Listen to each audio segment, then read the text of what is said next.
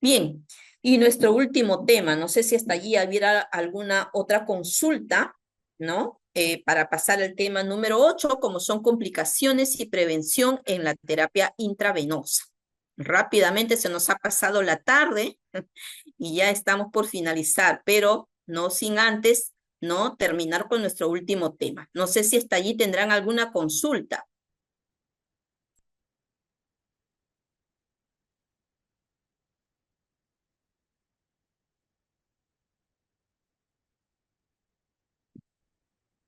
Bien. Vamos a terminar entonces con el último tema de la tarde, como son complicaciones y prevención en la terapia intravenosa, ¿no? De todas maneras, cualquier procedimiento siempre tiene sus riesgos, siempre pueden suscitarse cualquier otra complicación, pero claro está que estas debían de evitarse, ¿no? Y sobre todo si nosotros como personal de enfermería tenemos un protocolo y cumplimos con esa guía, con ese protocolo al unísono, con cada uno, ¿no? De sus reglamentos, de sus normas, estas no debía de pasar.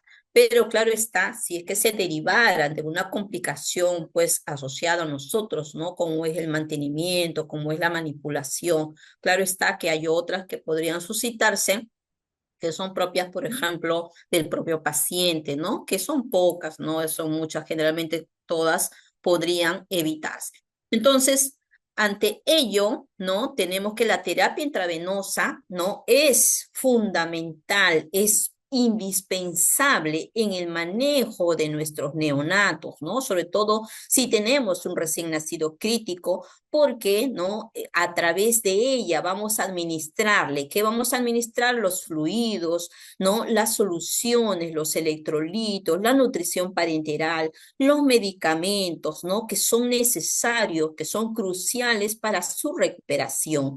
Entonces, también hay que tener en cuenta que nuestro neonato, ¿no? Dependiendo de su peso, de su edad gestacional, tienen, ¿no? Asimiladas ciertas características, ¿no? Como que tiene, por ejemplo, la piel más delicada, los vasos sanguíneos son pequeños, son frágiles, son cortos, tienen un sistema quizás inmunológico inmaduro, ¿no? Entonces, ante ello, pues la terapia intravenosa muchas veces puede tener muchas complicaciones, ¿no? Asociadas.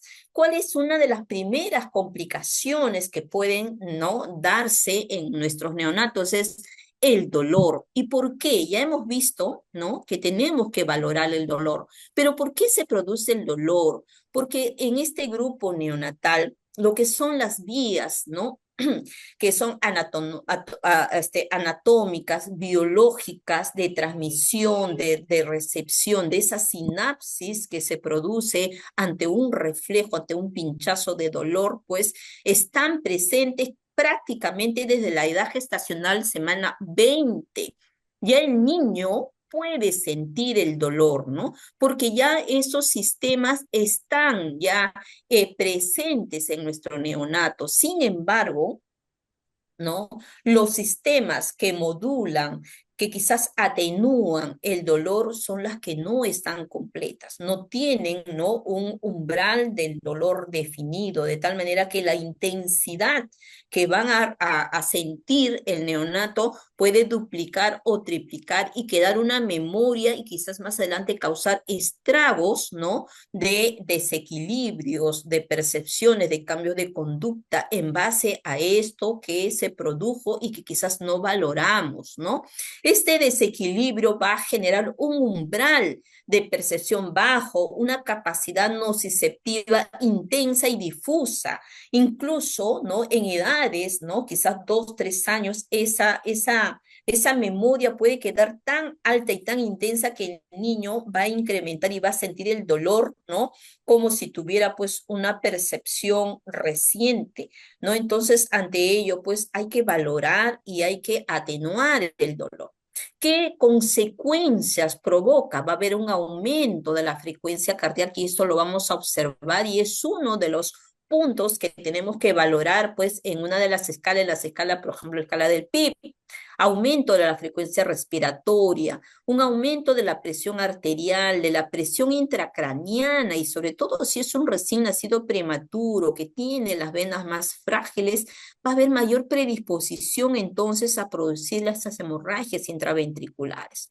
La saturación puede disminuir o puede haber una inestabilidad de la saturación, el flujo sanguíneo periférico, ¿no? El niño pues lo vamos a observar, si es un niño que está activo, pues el llanto, ¿no? Un llanto intenso, un llanto visible, ¿no? Un llanto audible, agitado, ¿no? Porque va a sufrir una crisis de estrés, de intranquilidad, ¿no? En las noches quizás puedan incrementarse el insomnio, va a haber una desorganización prácticamente. Entonces, estas experiencias pueden provocar cambios, ¿no? En cuanto a la atención y cognición, ¿no? En la infancia. Mire, esas secuelas no simplemente se pudo prevenir. Entonces, ¿cómo vamos a prevenir? A través de darle, ¿no? Lo que son pues las técnicas de arropamiento, de contención, ¿no? Disminuyendo, ¿no? Esas secuelas, esas intensidades con una succión también no nutritiva, chupete, contención, ¿no? La contención que significa prácticamente, Erika Consuelo, luego por favor que termino, me preguntas, ¿ya? Termino la ponencia y escucho tu pregunta. ¿Ya, licenciada Erika? Bien, con la posición y contención consiste en arropar al recién nacido manteniendo los bracitos, sus piernas en posición flexionada hacia la línea media y cerca de su cuerpo, ¿no? Esto va a permitir, pues, mantener al niño, pues, alineado, ¿no? Con la cabecita siempre, ¿no? También alineada. Y esto para figurar, por ejemplo, el ambiente uterino en el que estuvo durante la gestación. Y esto lo podemos hacer pues con su mismo pañalito, con su sabanita que colocamos, ¿no? Lo abrazamos, lo colocamos y solamente exponemos el miembro que se va a venopunzar, ¿no? Mientras lo otro está contenido, ¿no? La succión no nutritiva, que consiste en colocarle ya sea un dedo enguantado o ya sea un chupón, ¿no? De entretenimiento, ¿no? ¿Y esto por qué? Porque ayuda sobre todo pues a liberar serotonina, que es un neurotransmisor que es muy importante su presencia para poder pues modular, ¿no? Esa percepción de este estímulo doloroso. Y esto, ¿no? Se sinergia cuando lo combinamos con la sacarosa o una solución glucosada, ¿no? En cuanto al segundo o la segunda complicación que podría producirse es la infiltración. ¿Qué quiere decir infiltración? Que hay pues una salida, un escape, una fuga, ¿no? A través del punto de venopunción, ¿no? Del líquido no vesicante. Y esto generalmente pues no va a causar un daño tisular significativo y esto se va a ir hacia el tejido subcutáneo circundante, ¿no? Entonces, generalmente las infiltraciones sí son aparatosas, hay un edema, ¿no? Pero, ¿no? Generalmente son benignas y si de repente, ¿no? Adosamos y colocamos las buenas técnicas de poder disminuir esta infiltración, pues esto disminuye. Claro está que hay un tiempo que va a pasar, ¿no? ¿Cómo lo vamos a observar? Va a haber una hinchazón, la piel puede estar pálida, disminuye la temperatura porque va a haber una frialdad, ¿no? Y dolor, ¿no? Va a haber mucho dolor en nuestro neonato, ¿no? ¿Cómo se va a prevenir? Seleccionando siempre, ¿no? El tipo de catéter, el sitio adecuado, utilizando el catéter de acuerdo al tamaño adecuado de mi paciente, ¿no? Evitando sitios como de repente que tengan articulaciones o áreas de flexión que puedan aumentar ese riesgo de infiltración, ¿no? La monitorización, la observación y vigilancia continua, permanente de nuestras vías, sea una vía periférica, sea un catéter percutáneo, siempre hay que observar en cada momento que manipulamos a nuestro neonato para evitar sobre todo pues que nos vaya ya quizás a ganar, como se dice, este incidente y no observarlo. Y cuando vayamos a darnos cuenta, esto ya sea aparatoso y sea pues mucha complicación, mucho dolor para nuestro neonato, ¿no? Al si de repente vamos a administrar una solución como gluconato de calcio, definitivamente yo tengo que observar revisar la vía por donde yo voy a administrar y no quizás correrme el riesgo, ¿no? De administrarlo sin haber verificado previamente. Administración tiene que ser lenta, tiene que ser diluida, porque todo medicamento definitivamente le va a causar dolor, molestia, intranquilidad al neonato. Entonces hay que saber y diluir correctamente el medicamento que voy a administrar, ¿no? Y esto también tenemos que tener un protocolo de administración de medicamentos para conocer con cuánto debo de diluir mi gluconato de calcio, mi imipenem, porque de repente pues le estoy diluyendo muy, con menos cantidad y el dolor, pues, y el riesgo de que se pueda producir, pues, una flebitis es mayor, ¿no? La educación del personal. El personal tiene que estar capacitado, pues, sobre todo para poder reconocer todas aquellas, ¿no? Síntomas, características que yo pueda ver y que me puedan a mí anunciar que hay una infiltración, ¿no? Si de repente yo estoy colocando y ya observo que hay un rebosamiento o de repente no he destapado y no veo que haya un retorno, entonces definitivamente ese catéter ya no está ubicado, ¿no? Entonces por ello hay que retirar, ¿no?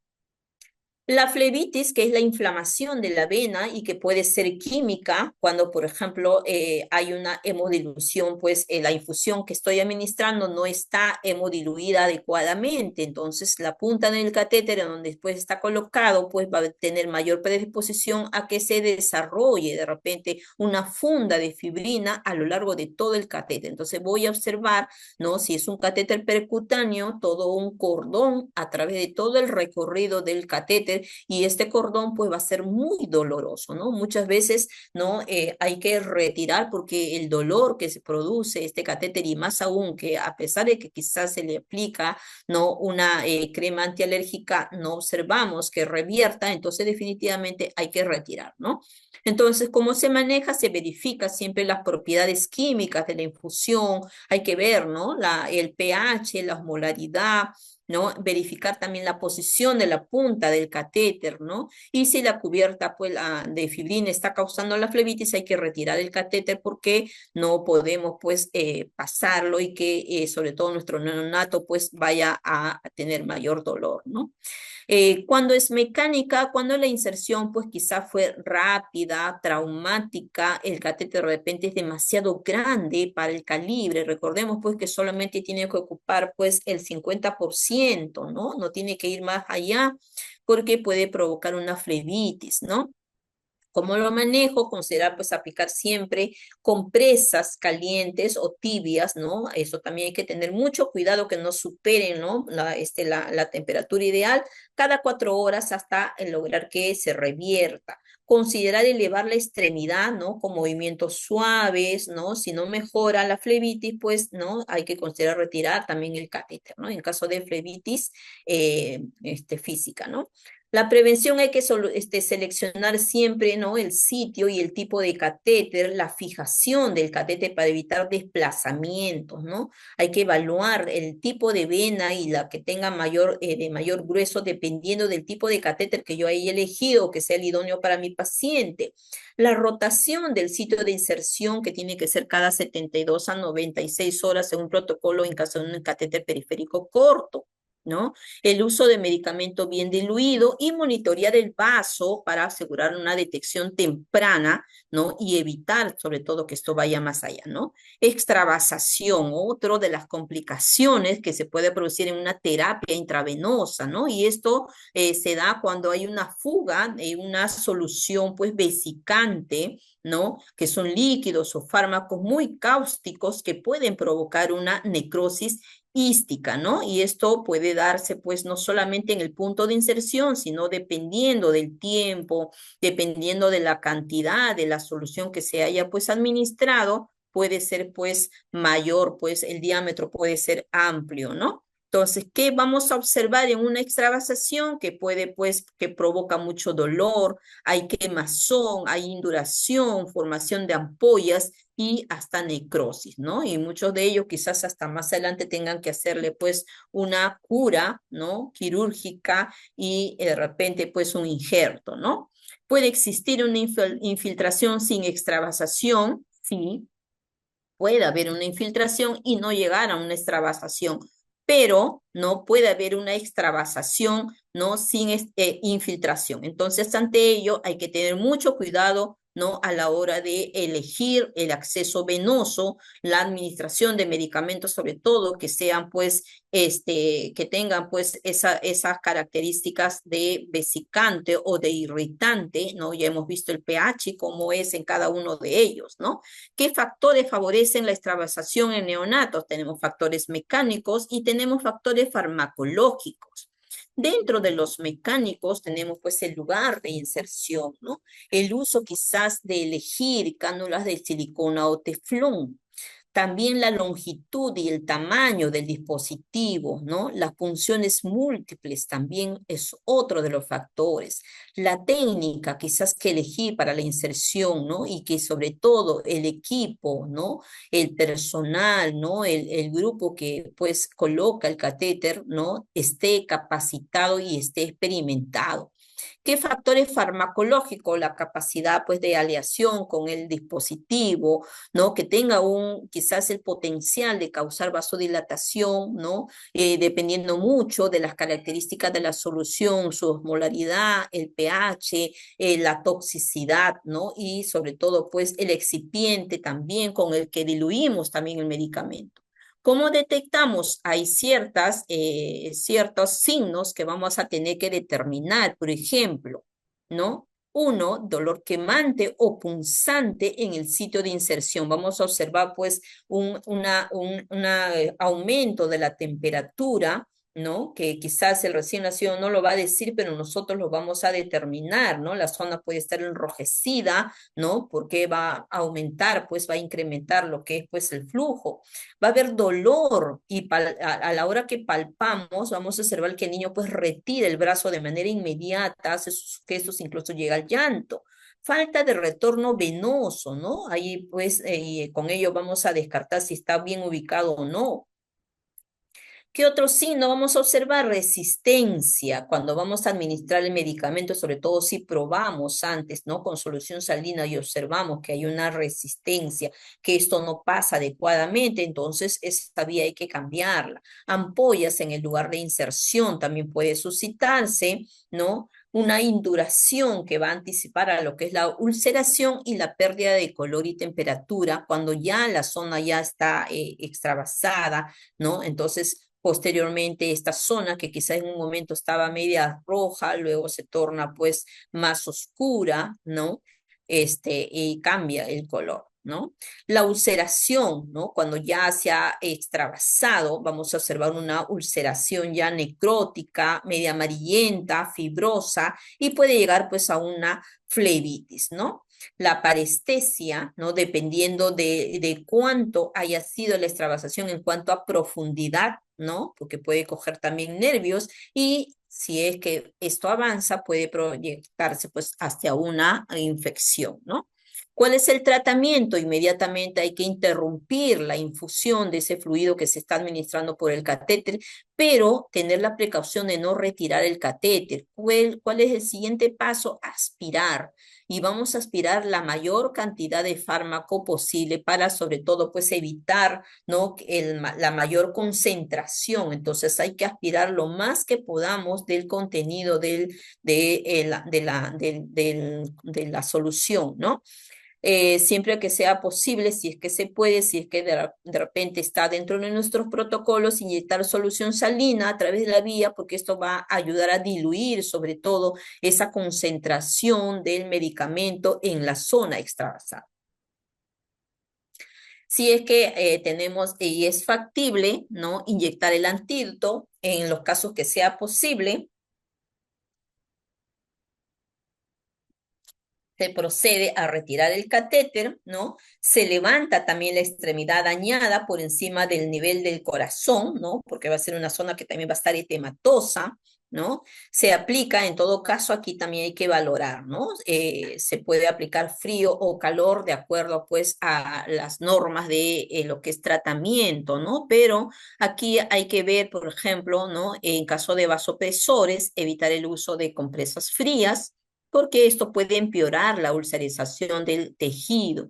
Y en caso de repente que haya pues una infiltración por fenitoína, por medios de contraste, se puede emplear pues compresas calientes, porque estas van a, más bien se va a requerir incrementar el flujo sanguíneo pues local, ¿no? Esto sí hay que observarlo, verlo con indicación médica, ¿no?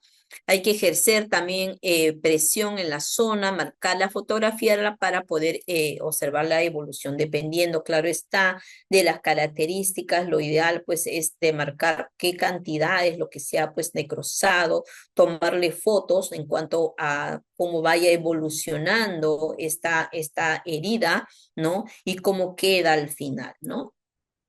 Muchas veces hay que hacer una interconsulta, ¿no? Con lo que, pues, cirugía plástica, porque son ellos los que tienen que venir y ver cómo es, cómo se ha producido, cuáles son las características y dar, pues, las prescripciones.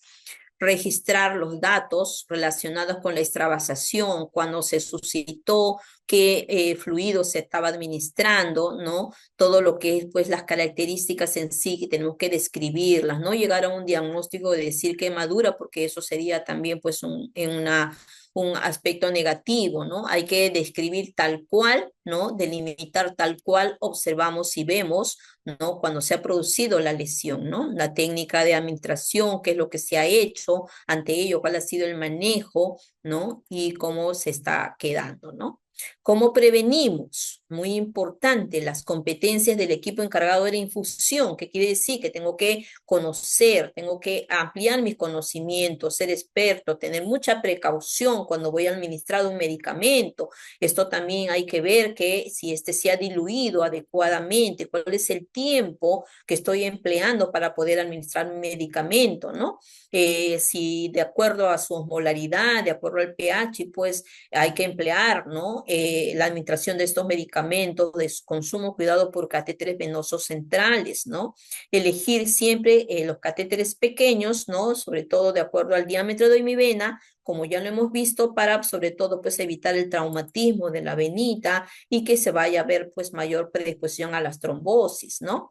Seleccionar adecuadamente la zona donde voy a venopunzar, evitar multivenopunciones de la vena, ¿no? Y reducir sobre todo puesto, si es un mismo brazo, ¿no? De repente a veces decimos más arriba y estamos prácticamente venopunzando, multivenopunzando la misma vena, ¿no? No administrar un medicamento vesicante por una vía periférica, o una vía que ya sea antigua, que no lo hayamos colocado nosotros y que no estemos seguros de que realmente esté permeable, ¿no? Siempre comprobar la permeabilidad. Antes de, tenemos que comprobar que esta vía esté permeable, ¿no? A pesar que quizás sea uno de primera de la mañana, siempre hay que verificar, ¿no?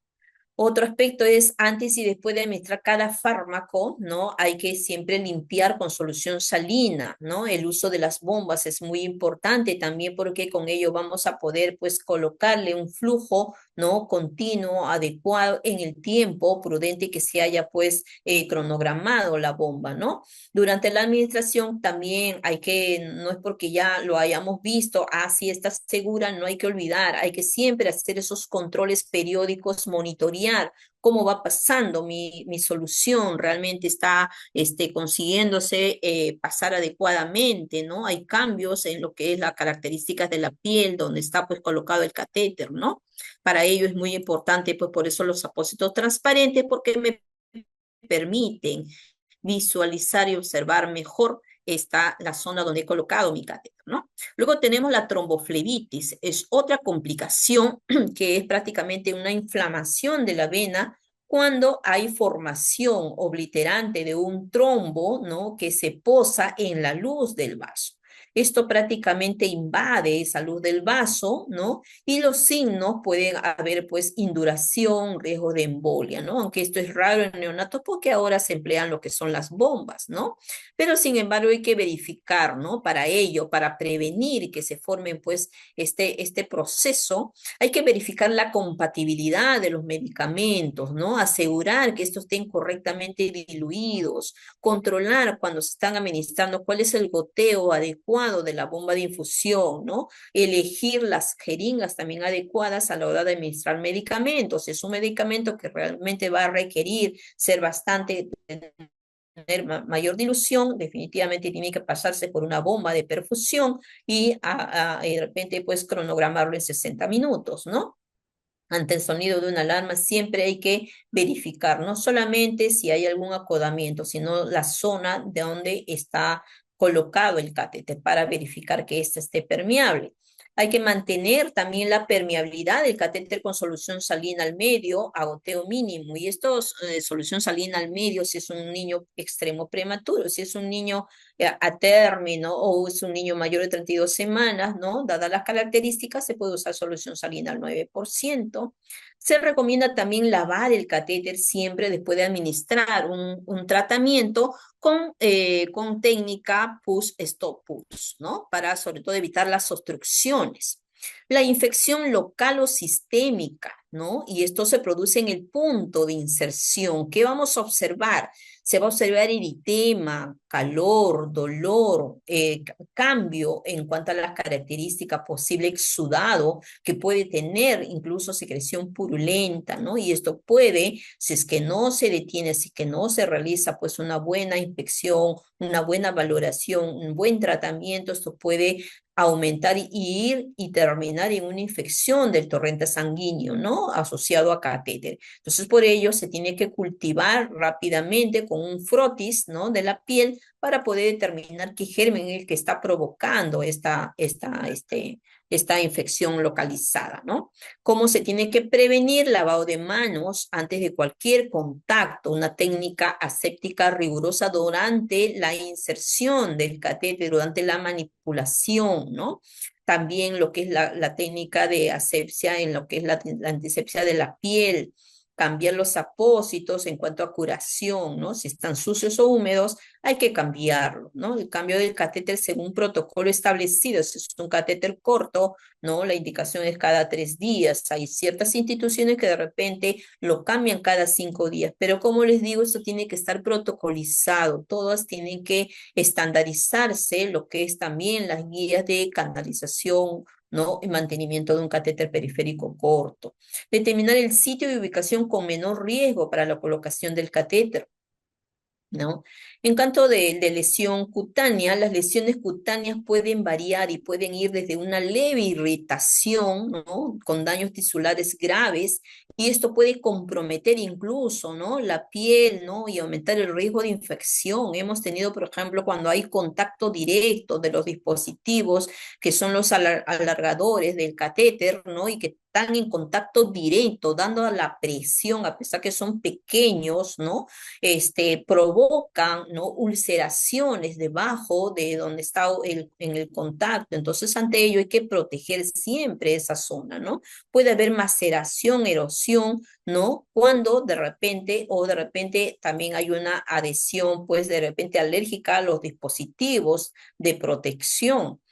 Hay también otras irritación y dermatitis por los adhesivos, ¿no? Y esto puede provocarse cuando hay de repente algún tipo de alergia de la piel del neonato hasta ante el apósito adhesivo, que vamos a observar una irritación, eritema, picazón, dermatitis, ¿no? En la piel neonatal porque es más permeable, es más sensible a estos componentes, entonces puede provocarse este tipo de alergia, ¿no?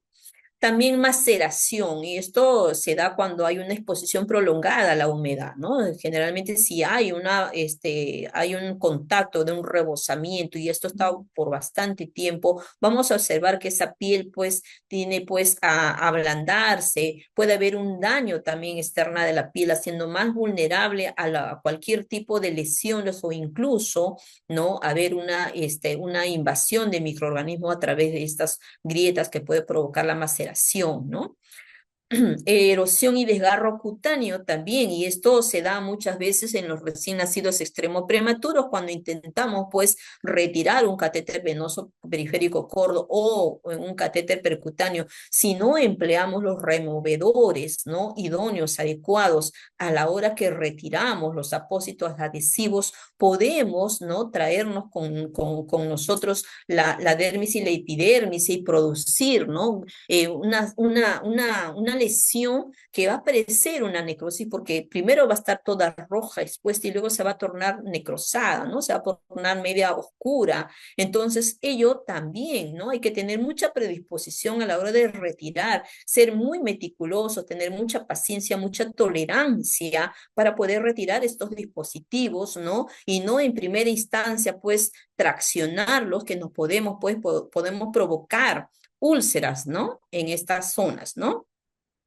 En cuanto a lo que son la prevención de estas lesiones, hay que seleccionar y preparar el tipo de material, que estos apósitos sean suaves, que sean permeables, ¿no? Que tenga, hay que usar también lo mínimo, tampoco no hay que ser muy, ¿no? De repente condescendientes de usar grandes cantidades de apósitos adhesivos, simplemente lo que debe de ser suficiente para cubrir el catéter, fijarlo adecuadamente, ¿no? La preparación cutánea, utilizar el antiséptico adecuado, ¿no? Sobre todo que esta, pues, dependiendo de la edad gestacional, no tenga mucha permanencia, ¿no? Si es el menor de 32 semanas, retirarlo porque esta posición podría provocar también lo que son las lesiones, ¿no? Sobre todo en los recién nacidos extremos prematuros.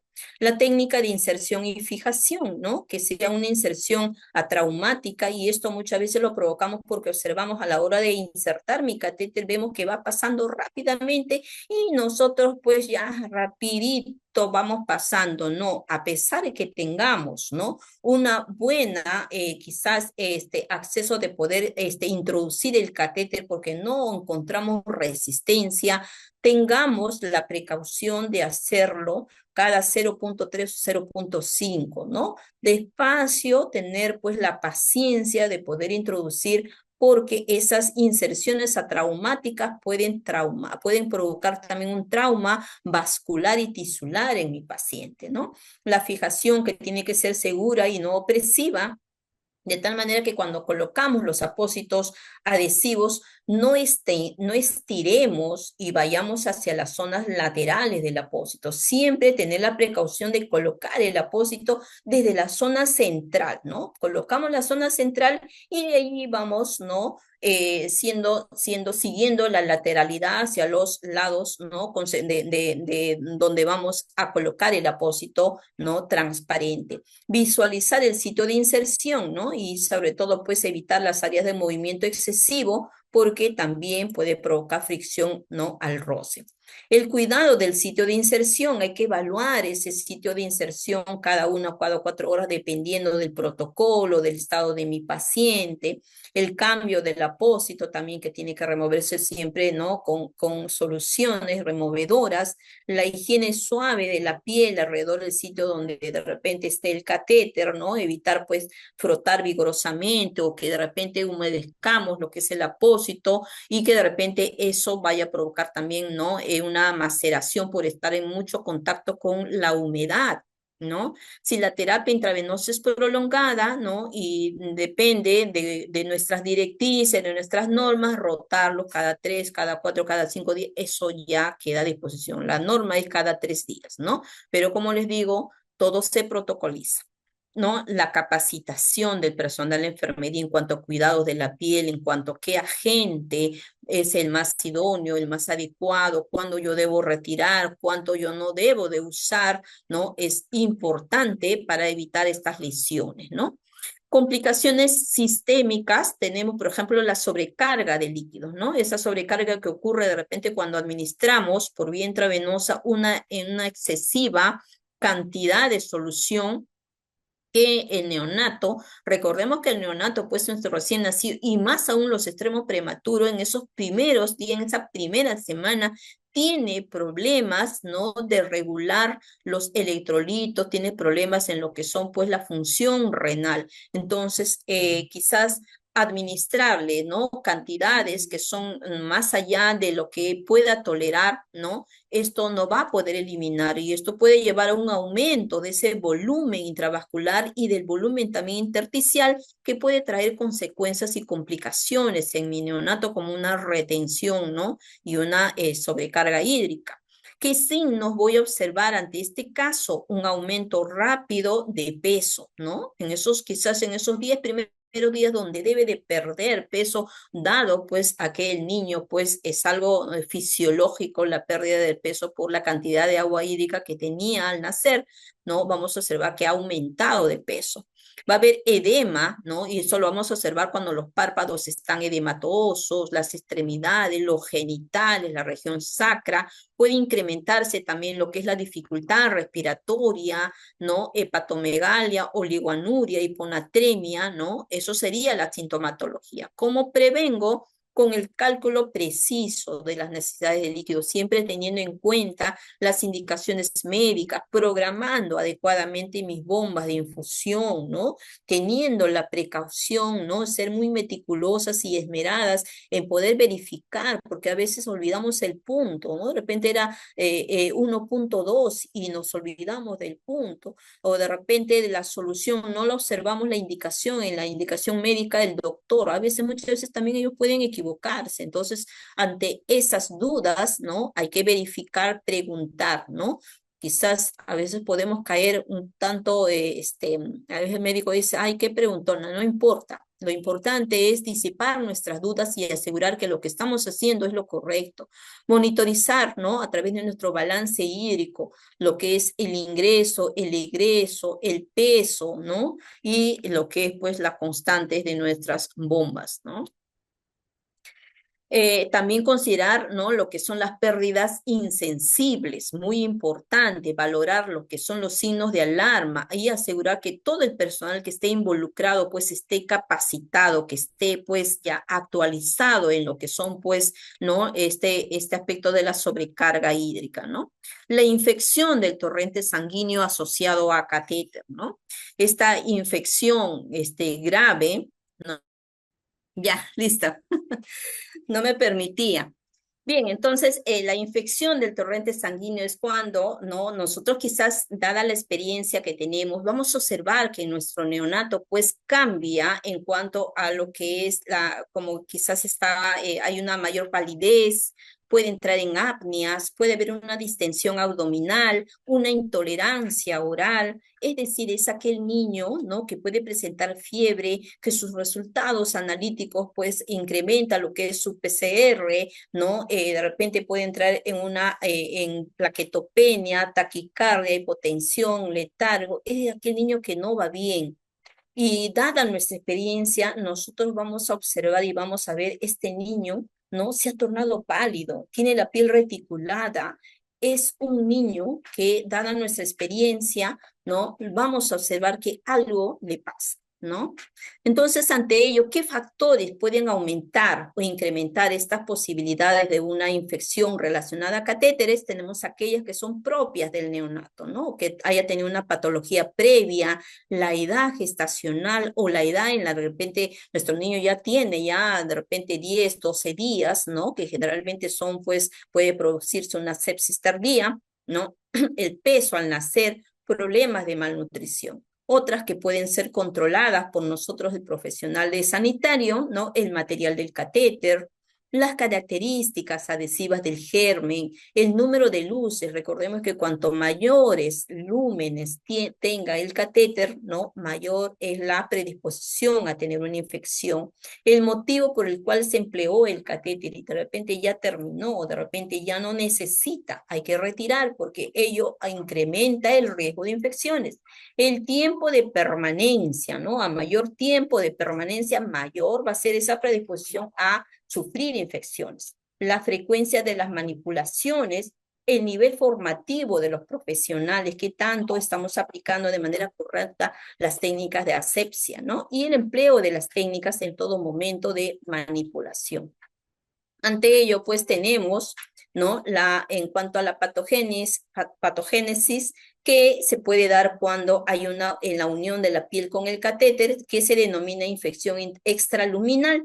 Y esta representa pues el 65% de los casos de infecciones relacionadas a catéter. Generalmente aparecen mayor a los 10 días, que puede provocar, ¿no?, que los microorganismos migran, ¿no?, desde la piel hacia el catéter, ¿no?, que se encuentra desde la zona externa, ¿no? Y es el más habitual, la extraluminal.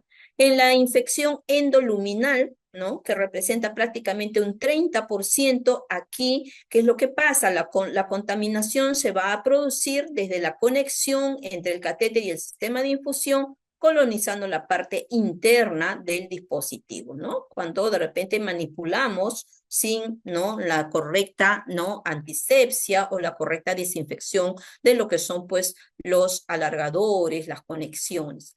Contaminación del líquido de infusión, cuando hay una contaminación durante el proceso de colocación de los fluidos, la técnica que se ha empleado de repente no es la apropiada, ¿no? Por allí se ha roto el eslabón de lo que era pues la asepsia, ¿no?, en la preparación de las soluciones, o una contaminación hemática relacionada con brote remoto puede producirse, ¿no?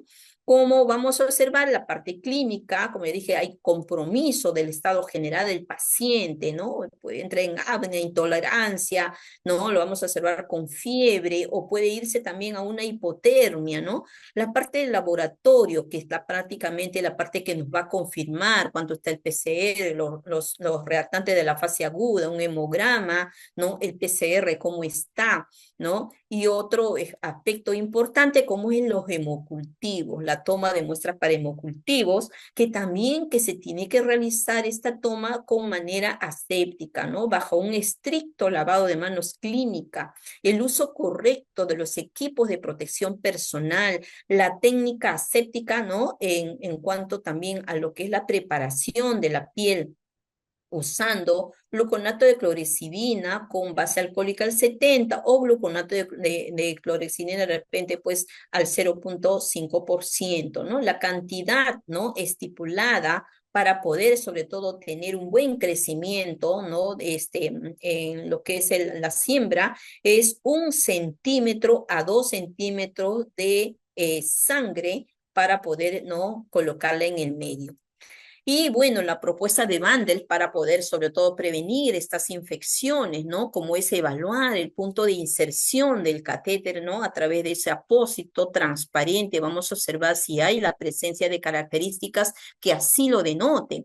La elección adecuada del punto de inserción, ¿no? Si esta pues está, ¿no? Recordemos que si es un niño, de repente tiene una traqueotomía, no voy a elegir un punto en lo que es la yugular porque está próxima, ¿no? Y puede contaminarse rápidamente. Entonces es muy importante la valoración, la evaluación, ¿no? En cuanto a predisponernos o siempre proyectarnos a que puede suceder ese riesgo, ¿no? La antisepsia de la piel con clorexidina al 2%, claro está, dependiendo de mi edad gestacional de mi bebé. Usar catéteres antimicrobianos para reducir el riesgo de eclampsia en pacientes en riesgo, ¿no? Como por ejemplo el uso de los curos, ¿no? O la limpieza adecuada con alcohol. Utilizar apósitos o esponjas impregnadas con clorexidina, sobre todo pues si los catéteres son de corta duración, y evitar el uso de suturas, ¿no? Ya no se ve, pero bueno. La evaluación de las necesidades, ¿no? Si es imprescindible colocar mi catéter, cuándo voy a colocar un catéter corto, cuándo voy a colocar un catéter de acceso venoso central, cuánto está formado el equipo de profesionales, es necesario hacer una actualización, cada cuánto tiempo tengo que capacitar al personal, la higiene de manos, la regla de oro, cuándo un lavado de manos clínico, cuándo hacer un lavado de manos quirúrgico, la técnica aséptica en cuanto pues a la gente también, ¿no? Antiséptico que voy a emplear, las normas de asepsia, cumplirlas en todo momento en que tengamos pues desde la inserción, mantenimiento, contacto con el paciente, nuevas tecnologías de repente, ¿no? De repente hay nuevos antisépticos, qué bien conocer, saber las evidencias, ¿no? Y de repente, pues, delimitar y hacer, pues, un consenso, ¿no? En cuanto a aplicar nuevas técnicas, los apósitos o gasas que se van a emplear, ¿no? En la fijación y la preparación pues de lo que es pues las fórmulas en lo que es los medicamentos que voy a administrar, ¿no? ¿Qué prevención tengo que tener con lo que son las infecciones? La higiene de manos, muy buena, la preparación de la piel, las medidas de barrera total durante la inserción, el retiro de catéteres que ya no se necesita, que ya no se usa, y lo ideal sería colocar pues nuestro catéter ya no con la técnica ciega, sino lo ideal sería usar, ¿no? Las técnicas ecoguiadas, ¿no? Eso sería lo ideal, pero claro está, ¿no? Llegará un momento en que quizás todas tengamos pues ya esa experticia y sobre todo tengamos nuestro ecógrafo, sepamos cómo usarlo, ¿no? Y poder tener pues un acceso ya idóneo, ubicado correctamente, sin necesidad de estar pues de repente retirando, ¿no? Porque lo introdujimos mucho, ¿no? La embolia gasosa, que puede ocurrir por trombos o cuerpos extraños cuando de repente hay una rotura, una fractura, ¿no? Y puede migrar por la circulación sistémica, puede alojarse en la arteria pulmonar y puede provocar, pues, disritmias, ¿no? O endocarditis, ¿no? Aunque es poco de repente frecuente en nuestros neonatos. ¿Cómo se previenen? No ejerciendo mucha presión positiva para lavar el catéter, ¿no? No forzando a la hora que retiramos el catéter. Tenemos mucha paciencia para retirar el catéter. Usar bioconectores al final del alargador y que estos tengan pues dispositivos Luer-Loop, ¿no? De que eviten sobre todo los reflujos para la formación de trombos. No limpiar el catéter con soluciones alcohólicas directamente y asegurar que el alargador corto no contenga aire antes de la conexión, ¿no? Bien, hasta allí sería esta tarde, que ha sido muy fructífera. Hemos visto estos 4 temas, ¿no? De este diplomado que se ha dado inicio hoy. No sé si tendrán alguna consulta, alguna duda, ¿no? Había una pregunta que quedó de a ver. Sí, licenciada, yo tenía una pregunta Ya, para hacerle del tema listo. anterior. Buenas noches. Y buenas Eh, noches. con Escucho. respecto a lo que decían en lo que es la rotación para la curación, la rotación, ¿a qué se refiere? O sea, que a veces mucho lo hace uno el tipo caracolcito, ¿no? Que le enrolla. Eso lo tenemos que voltear para otro lado, acomodar. ¿A eso se refiere la rotación del PIC? ¿O es la colocación de otro PIC de rotación de vena?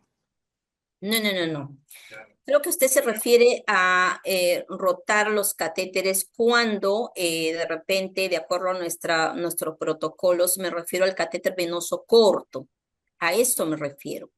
Por Ya. ejemplo, ¿no? Si hay algún problema para evitar sobre todo las infecciones, ¿no? Lo ideal es rotar los catéteres, que quiere decir cumplir el tiempo cada 3 días, ¿no? Por eso le digo, eso tiene que estar protocolizado, ¿no? ¿Qué nos dice la CDC? Cada 3 días cambiar los catéteres periféricos cortos. Pero, ¿no? A veces están en buen estado, ¿no? Aunque generalmente a veces ni cumplen esos 3 días verdaderamente, ¿no? Por eso hay que protocolizar. A eso me refería, por lo que los Ya. catéteres percutáneos no se deben derrotar, ¿no? Los catéteres percutáneos deben permanecer hasta que se termine la necesidad, ¿no? Si hubiera necesidad de continuar con el tratamiento o se suscitara otra necesidad, hay que retirar y colocar otro catéter percutáneo. Eso sí. Ya. Mi otra consulta era con respecto a lo del retorno. Muchas veces nosotros trabajamos en mi servicio, lo dejamos porque a veces son difícil, bien difícil de poder canalizar o cambiar otro PIC o mismo vías periféricas, Ujú. pero no tenemos retorno y lo seguimos utilizando porque no vemos que tiene fleritis, no tiene endurecimiento. ¿Y eso está bien, es adecuado o no se puede o inmediatamente ver si no hay retorno, se tiene que retirar? Lo que pasa es que si no hay retorno, quiere decir que o bien hay una obliteración, quiere decir que hay una reducción de ese acceso vascular, ¿no? Y no hay un buen reflujo. Entonces, esa vena, ¿no? Esa luz de la vena ya está quizás disminuida. Entonces, eso quiere decir que puede por allí haber, ¿no?, restos de fibrina en su recorrido. Entonces, el riesgo es mayor a que pueda haber una extravasación, ¿no? A diferencia de cuando usted coloca y de repente usted cada vez ve un retorno, ¿no? ¿Qué diferencia? Quiere decir que ese catéter está bien instalado. Quiere decir que ese catéter sí está, ¿no?, en lo que es dentro del diámetro de mi vena, ¿no? Eso a mí me asegura, y ni siquiera eso, porque muchas veces sí hay retorno, pero usted introduce y va a observar pues que ya hay un edema, ¿no? Ni aún así, pero es uno de los requisitos para poder asegurar de que estoy en vena, el retorno sanguíneo. Claro está, como usted dice, ¿no? Si de repente a usted le pasa muy bien y va observando, pero si usted va a administrar gluconato de calcio, ¿no? Yo no le aconsejaría que use una vena periférica corta que no tiene retorno sanguíneo. No le recomendaría. Gracias. La última consulta es con respecto al consentimiento informado.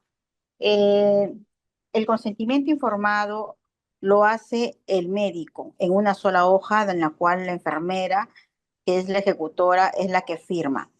Ahora, el consentimiento, la información que le da es el médico hacia al familiar, o nosotros tenemos que hacer eso ya que es procedimiento fijo solamente de enfermería, ¿no? Porque justamente en mi servicio recién se está viendo eso de ahí, siempre lo ha hecho el médico el consentimiento, nosotros lo colocamos, pero a veces ahora muchas veces sucede que nosotros lo tenemos que colocar por necesidad de lo que el paciente no es difícil acceso venoso y necesitamos para tratamiento. Entonces, a mi parecer, es como si fuera que nosotros fuéramos a colocar una vía periférica que es parte de enfermería sin necesidad de preguntarle al médico, ¿no? Entonces, esa es la duda que yo tengo, si el médico lo tiene que informar, nosotros tenemos que firmar o nosotros también informamos al familiar, ya no lo hace el médico, o los dos tenemos que estar presentes a la hora que el familiar firma esa hoja de ahí. Eso me gustaría porque, como le digo, últimamente hemos tenido problemas en el servicio con respecto al consentimiento informado, que nosotros realmente no firmábamos nada, simplemente ejecutábamos con respecto a la colocación del PIC. Le voy a agradecer. No, no, es una consulta muy importante porque nosotras no estamos capacitadas para dar indicaciones, ojo, de ningún aspecto, ¿no? Y más aún escribirlo en una historia clínica, que sí es un procedimiento de enfermería, sí, pero no indicamos, ¿no? Entonces, ante ello, y más aún por un resguardo legal para nosotros, colegas, es muy importante que la indicación la dé el médico y como tal, porque él está dando la indicación, ¿no? Tenemos nosotros que sí, podemos estar presente a la hora que está con el familiar dándole lo que es pues el informe, ¿no? De cuál es la necesidad de colocar ese catéter percutáneo, que sí podemos nosotros también, ¿no? Dentro de nuestros términos de enfermería, poder explicar a los padres también, podemos complementar, pero la indicación médica, lo que es recolectar y hablar con los padres, esa es una indicación del médico, es una responsabilidad médica. Pero nosotros como somos dueñas de colocar este procedimiento, de realizar este procedimiento, sí tanto la enfermera operante como la enfermera que participa en la ayudantía tienen que estar con el médico para que también complementen a los padres, ¿no? Porque ustedes son los que van a colocar, nosotros somos los que colocamos. Nosotros somos los responsables, ¿no? De poder evaluar al paciente y de poder determinar dónde es la zona más idónea de colocación. Nosotros somos responsables de ese mantenimiento del catéter. Somos responsables del cuidado, ¿no? De la manipulación, ¿no? Y si por allí se suscitara una infección relacionada a torrente sanguíneo, ¿no? Por catéter, definitivamente es una responsabilidad nuestra, porque somos quienes manipulamos, sino somos los que estamos prácticamente al resguardo de nuestro paciente para evitar que cualquier otro personal de salud que no haya tenido una buena higiene de manos, ¿no? Que no se haya colocado guantes quirúrgicos estériles a la hora de manipular al paciente, ¿no? Es nuestra responsabilidad porque nosotros estamos a cargo de nuestro paciente. Entonces, tenemos que estar, como se dice, ser los guardianes de nuestro paciente, cuidar para evitar sobre todo estas secuelas, ¿no? Y que nuestro catéter percutáneo pues tenga que ser retirado porque simplemente, ¿y a quién culpan? Al personal de enfermería porque no manipuló adecuadamente el catéter, porque de repente contaminó el catéter. Sí, eso sí es nuestra responsabilidad, pero lo que es la adopción y el informe, ¿no? Y poder sobre todo, pues, obtener la firma, ¿no? De aceptación o de negación ante este procedimiento es responsabilidad del médico.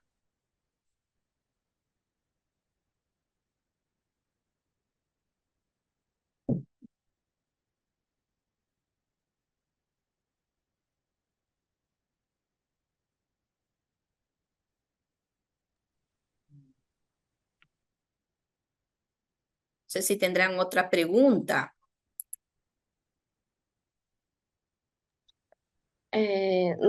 Licenciada Zuli, buenas noches.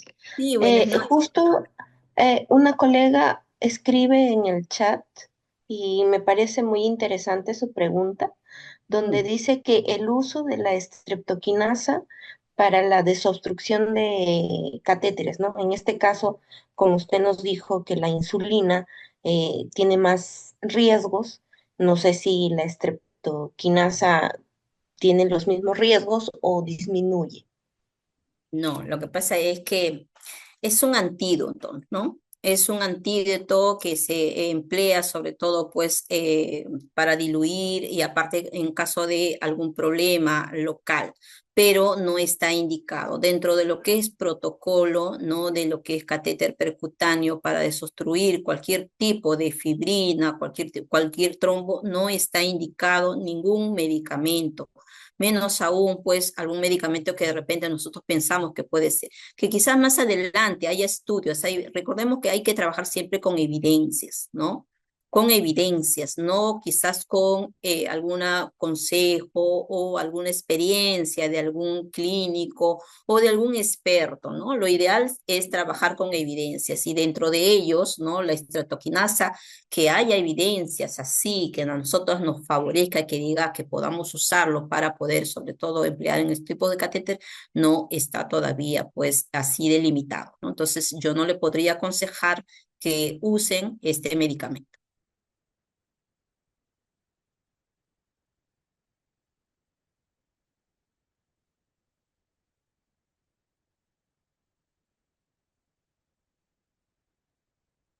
Incluso antes cuando usábamos de repente, cuando empleábamos lo que es las venopunciones y observábamos que había un retornos exorbitantes, empleábamos la adrenalina, ¿no? Y la adrenalina, como que detenía, pero ¿qué pasaba? Que se absorbía rápidamente y pasaba al torrente sanguíneo. Entonces, ¿qué provocaba la adrenalina en nuestros pacientes? Pues, ¿no? Una excitabilidad. Entonces, ante ello tampoco ya no está indicado, ¿no? Lo que sí está indicado para detener, sobre todo, pues estas pequeñas hemorragias son los famosos tapones hemostáticos que lo tenemos que hacer nosotras con nuestra gasita y darnos el tiempo prudente, ¿no? Para evitar, sobre todo, pues que haya un rebosamiento o mucha pérdida sanguínea y que nuestro paciente se vaya a descompensar. Entonces, son acciones que podemos hacer, ¿no? Y que podemos, sobre todo, pues evitar esto, ¿no?